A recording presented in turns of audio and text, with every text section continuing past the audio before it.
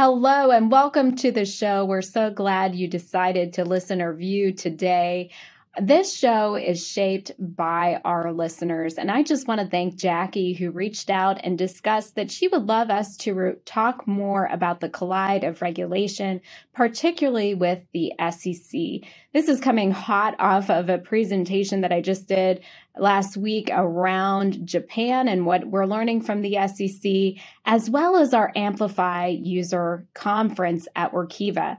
We have two SEC experts and special guests, including fellow podcasters of Off the Books. If you haven't heard of Off the Books, it is a great resource for you as you look at the world of finance and how it collides with innovation. They've been going for 4 seasons and almost to their first 100th episode. So welcome Catherine and Steve to the show. Catherine, why don't you go ahead and kick us off and introduce yourselves to our listeners and viewers?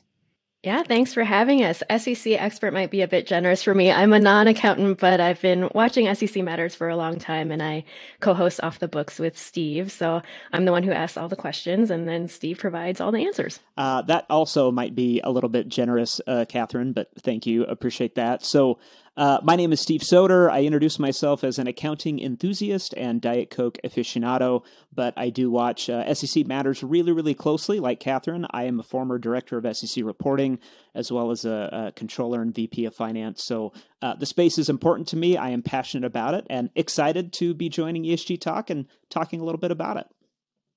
Well, welcome. Steve is also my phone a friend, text a friend whenever I have an SEC question. We also bring him into our boardroom as well as our executive team to talk about the regulatory landscape with another one of our regulatory experts, Andy Wood. And we have a special preview in a future show for all of our guests where they're going to take the presentation that they typically give to our team and give it to all of you so that you can be knowledgeable around the ESG changing regulatory landscape. Steve, tell us more about Amplify. What is it, and what was the discussion around ESG and regulation that you heard from the thousands that attended? Sure, Mandy. So Amplify is something I look forward to every year. I went when I was a customer of Workiva and now attend, of course, as a member of the team. And it's a bit of a Woodstock of sorts for financial reporting, ESG, and risk practitioners, which include many customers, but some non-customers of Workiva and our platform. This year's theme was Going All In, which was very appropriate considering that the conference was hosted in Las Vegas. So picture 3 days of networking, thought leadership, best practices, sprinkled with great special guests like DJ legend Girl Talk, a surprise visit from Flo Rida on the last day, reliving something that he had done 5 years ago, which everybody still talks about to this day for the closing event. Flava Flav joined him on stage, which I thought was just hysterical and great. I'll point out that the conference actually opened with climber Alex Honnold from the Free Solo movie, as well as his very close friend, climber Tommy Caldwell of the Donwall movie, which was so cool to see them both together on stage. And I think we have a clip, actually, that we're able to share with our listeners right now, so maybe we should get to that. Trust is an important part of climate. I think part of what's made the partnership work well is that we have a surprisingly similar risk tolerance and sort of risk profile. It's not only risk tolerance, but it's morale in the midst of kind of stereotypically terrible experiences. Such great takeaways there. And again, it was such a surreal experience to see them both on stage. Now, in terms of your question, Mandy, about the discussion, so Workiva generously invites members of the SEC, SOX, and ESG professionals groups to join the conference each year. These are not customer groups or user groups. These are true professional communities talking about these very issues. So the SEC Pro session included a recorded interview that I had with Paul Munter, who's the acting chief accountant at the SEC. Paul talked about a lot of different, very interesting things. But one of the things that he's been talking about lately, including in our interview, was financial statement materiality. I'm paraphrasing here, but basically something is financially material or material from a financial statement perspective if that thing, whatever it is, would change the way an investor would view the total mix of information about that investment. Now, that's a Supreme Court definition. And accountants care a lot about materiality because honestly, if something's material, well, then it doesn't really matter. You don't care about it, especially if that thing was an error in your financial statements. On the other hand, if that error was material, and this is what Paul has been talking a lot about lately, then all hell breaks loose. You have material weaknesses, you have restatements, people might lose their job. It is absolute pandemonium. Of course, there was a lot to talk about from a financial statement perspective.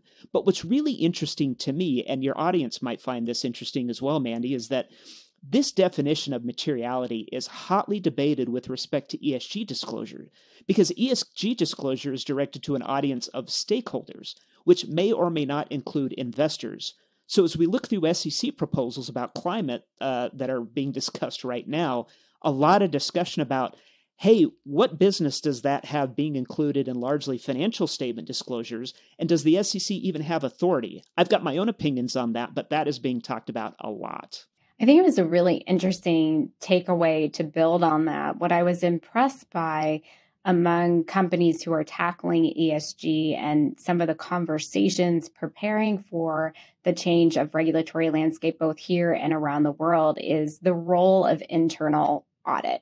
And that really shaped some of the discussion that I thought was new or different in the market, where I had the privilege to be on a panel there as well and talk around the value of internal auditors as a line of defense, the value of internal auditors and the advisory role that they have and the capacity they have before you have to go into a full audit or assurance. I'm curious, Catherine and Steve, did that surprise you to see the role of internal audit play a little bit more into the ESG landscape? It doesn't surprise me. I think this is where ESG is going. I think not only regulators, but investors, employees, customers, ratings agencies, they are looking for ESG data from companies and they want to know whether they can trust it. So it makes a lot of sense to me. And I think that from my perspective, again, I watch these SEC matters a lot. And so, you know, in the SEC, we had all sort of anticipated the SEC's climate proposal, as well as anticipating yet additional proposals likely on human capital. I knew that there was going to be this really strong intersection emerging between ESG and financial reporting. But what really struck me back in March, again, was just how prominent and how important the role of audit and risk is going to be in this new environment.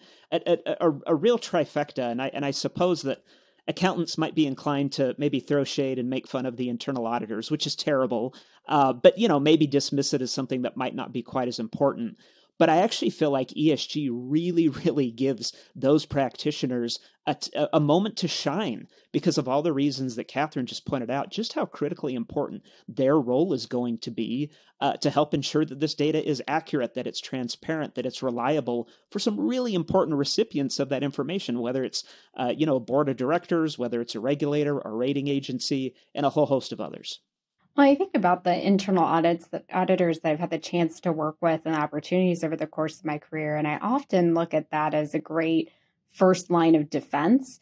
And we talked a lot about in the ESG landscape, people trying to attack like all 712 disclosures that you have to provide, like you said, Steve, to the multiple stakeholders. And maybe an easy step forward and a practical step forward for these finance and ESG teams coming together is to take one section or one segment. And as we look ahead to SEC or other global regulation, it may be leaning into your human capital disclosures with more definition as we hope to see that come maybe October, right, Steve? Is what we're thinking. Yeah, it's funny you bring that up, actually. I was going to say that was another hotly debated, and in fact, debated there on stage with me and another speaker. I personally have been pretty adamant that I didn't see anything happening until, next year, early 2023. My fellow panelist, Alan Wilson, who's also a former Off the Books guest, he was very confident that it was going to be this year. He was thinking October. And one of the things that I'll point out just with respect to timing is that when the SEC proposes a rule, it will be proposed for a certain financial reporting period. So often it's periods beginning after December 15th of the current year or the next year or whatever. Why December 15th? I have no idea. That's a little silly to me. But what he was saying is that it takes the SEC a minute to deploy rules. And so they would actually have to do something in October in order for it to have enough time to be published to what's called the Federal Register, which is, I guess, basically the list of all the rules that the government, requires of everybody, I guess.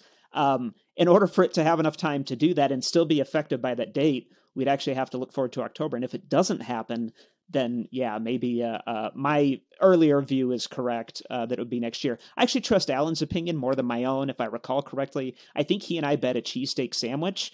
So, Mandi, there's some really high stakes here. Really high for a cheesesteak sandwich. I think the question is where are you going to get the cheesesteak sandwich? That's what it matters more. Well, we also had Jonathan Gregory there, who is from Pennsylvania.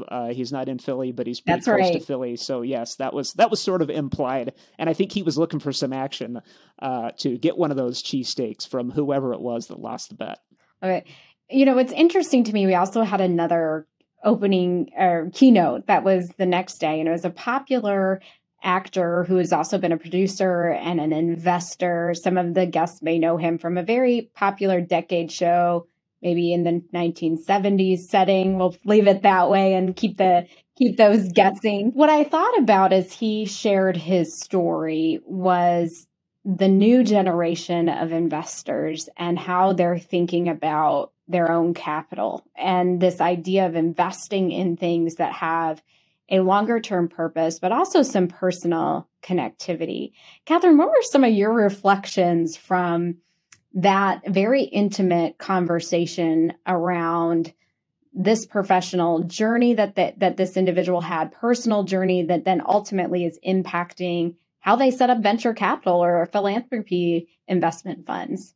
It was interesting to hear him talk about how he's looking at technologies that can help people save time with the ultimate goal of just focusing on happiness, which I thought was really interesting because it shows how people are putting their investment dollars where their hearts are, where their values are. And I think that's where ESG really comes into play. Steve, did you have any other takeaways or anything that surprised you from that session? It was a really emotional session, actually. I mean, he talked about some fairly heavy things that, some topics and content, sex trafficking, child exploitation, which were clearly really important to him and in my opinion, ought to be important to all of us.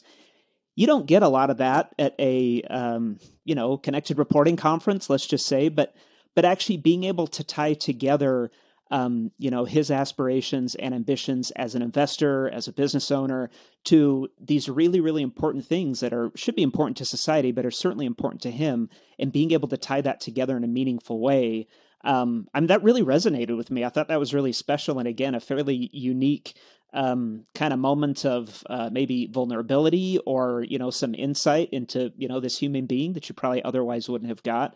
I thought it was fabulous. It was just fantastic. And again, pretty emotional. Not something you typically get, I think, at most conferences. But, Amplify's got everything. And I will say, if you weren't able to catch the speech in person, you can go to workiva.com/amplify, register, and watch it for a limited time on demand as well. Thanks so much, Catherine. We'll make sure to put that in the show notes so that anybody who would want to catch that session. And I would agree with you, Steve. It was a very humbling and also insightful way of thinking about the future consumer, the future investor that is here and now, that has capital to spend, and how they are thinking about the betterment of the world as they enter into what I call the more legacy decades, or the decade of care. When you have children, that was a big theme from all of the speakers too, is, okay, as a parent, how has your life changed? And I think it will really resonate with those listening and can be an intriguing, thoughtful, thought-provoking listener watch as you move in your journey. Let's pivot a little bit to the ESG Executive Summit. So we had an executive summit that was ESG practitioners, executives on a journey. It was pre the conference, and then that led into other ESG tracks for different users. Catherine, you had a chance to flow in and out of those sessions. What was interesting to you as you heard ESG executives talking about the next quarter and the next 12 months? Oh, so much. But I think one thing that stood out is that as some companies are looking to create their very first ESG reports, those who have been doing it for a long time are actually looking at, how do I do this more often than just once a year so I can report results more dynamically, maybe 2 times a year or quarterly, just so people can track progress, not just externally, but internally. I think for me, some of the biggest takeaways as we moderated that session and had a collaborative session is there is this collide of multiple risk and opportunity factors that companies of all sizes are trying to tackle when it comes to environment, social, and governance. And the data is an underlying opportunity to help manage and look at those risks and opportunities together. And so I look at some of the ideas or concepts that were shared, and it was, how do we get better at decision useful data? How do we get better at, like you said, the frequency in which we're pulsing and checking and operationalizing our work? And then how are we thinking about some of these risks? Some of the most insightful ones were when colleagues were talking about the reputational risk that comes with putting out your ESG data, and looking at how that might impact your employee as a stakeholder, how that might impact the investor lens, how that might impact the regulatory lens. What I found interesting in building on Steve's comment is it's more focused on those other stakeholders and less focused on regulation. I thought the overall theme from executives is regulation is coming. We need to be prepared. We need to be on it. But that isn't why we wake up every day. We wake up every day to add growth, opportunity, and risk for business and society. And that includes all of those that we work with. Also, the notion of an external or stakeholder board has become a really big hot topic. We saw that and talked about that on the show.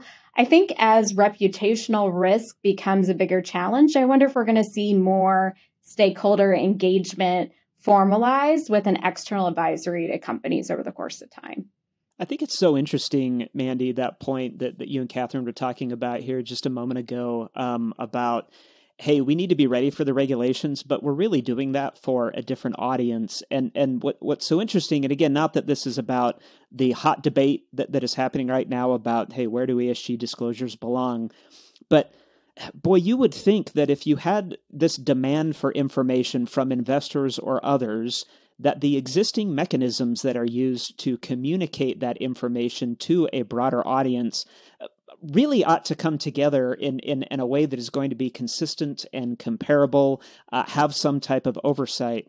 And it's one of the things that I struggle with about just not understanding the disconnect there that seems to be, really coming up just more and more often here. I don't have an answer to it, but just the way that you and Catherine described that just now, just again reminds me of sort of that issue that, it seems like everybody's grappling with. And to me, it feels like it maybe isn't quite as hard as we're making it. It should be debated. It should be discussed. And you're a bigger proponent of that really than anybody, I think. But I mean, at the end of the day, I don't know if it's as difficult a decision or an analysis as maybe we all might be making it. Just an observation. I agree. I think there's a part where teams coming together and leveraging the strength, I think that was a secondary theme, and that it's about putting together opportunities for these teams to come together. And you see that over and over and over again. The people who start with that assembling the right team and then move into the operational sessions or next steps end up being, I think, a little further along in their journey and a quicker step in their journey to that business value. We saw that with a session that was about the SEC and ESG collide. And it was looking at it a little bit from the reporting side, less on the business strategy side. But what I valued was whether you were on the strategy side or on the reporting side, the assemblance of the team is what helped people move as fast as possible. And so I think that's something that we're going to see more, and looking at opportunities for low, easy entry collaboration. I think people that come in and they try to tackle everything at once end up really harming the long-term collaboration of the team. And so I think the ones that I was most impressed with they were thoughtful, they assembled a team, and they moved really quickly through what was a 1 to 3 year journey. Speaking of teams, it seems like people are really open across companies to start getting into ESG right now. So a theme that I picked up on was now is the time, because people are interested in ESG. There were so many people in ESG sessions who didn't have ESG in their title.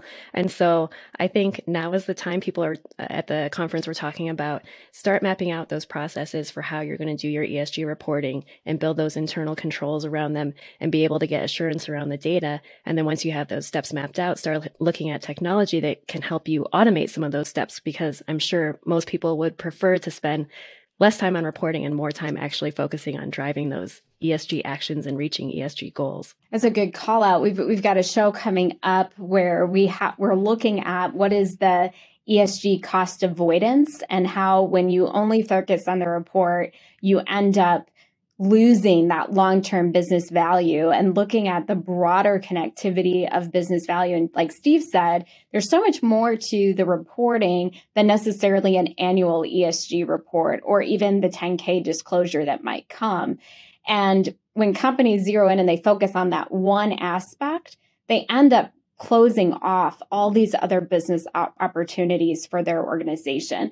And so I think it will be exciting to see the evolution continue and the amplification of transparency, because that transparency could unlock a lot of either cost avoidance or other capital for an organization. So closing out our time together, what do you think is going to take place in 2023 that will truly amplify transparency? Catherine, I'll turn it to you first. Oh, man. Big predictions. Okay, I think in 2023, teams are going to start coming together and incorporating ESG into overall corporate strategy and making sure it touches all parts of the business.